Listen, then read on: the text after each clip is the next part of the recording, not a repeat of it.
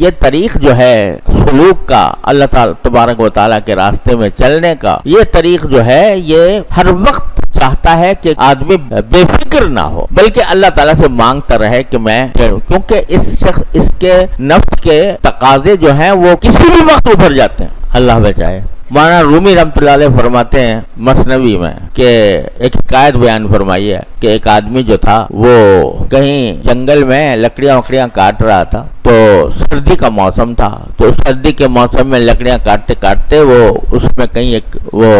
اژدہا سانپ وہ نکل آیا، لیکن دیکھا کہ بالکل مردہ ہے، تو لکڑی میں لپٹا ہوا تھا، انہوں نے کہا چلو مردہ تو ہے ہی، اٹھا کے لے گیا اپنے گھر میں، تو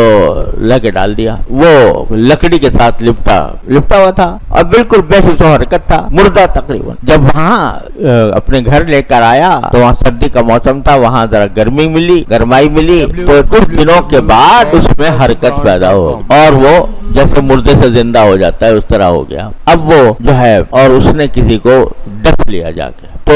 حضرت مولانا رومی رحمۃ اللہ علیہ فرماتے ہیں کہ انسان کا جو نفس ہے یہ تربیت کے بعد، مشق کے بعد ہو تو جاتا ہے کہ ایسا ہے جیسے کہ مردہ، لیکن جہاں اس کو کوئی موقع ملتا ہے غلط خواہشات پیدا کرنے کا تو یہ پھر زندہ ہو جاتا۔ تو مولانا فرماتے ہیں نفس اجدر ہاست او کے مرداست، نفس اجدر ہاست او کے مرداست، از غم بے آلتی افسرداست۔ یہ جو نفس ہے ہمارا یہ تو ایک اژدہا ہے، یہ اژدہا جو ہے یہ مرا کہاں ہے؟ البتہ غم بے آلتی افسرداست، البتہ تم نے تربیت کر کے مشق کر کے اس کو افسردہ بنا دیا ہے، لیکن وہ موجود ہے۔ اس واسطے کسی بھی وقت اللہ بچائے انسان کا دماغ پلٹ سکتا ہے، کسی وقت بھی اس کے اندر ٹیڑھ پیدا ہو سکتی ہے، اس لیے دعا سکھائی گئی کہ اے اللہ ہمارے دلوں میں ٹیڑھ پیدا نہ فرما۔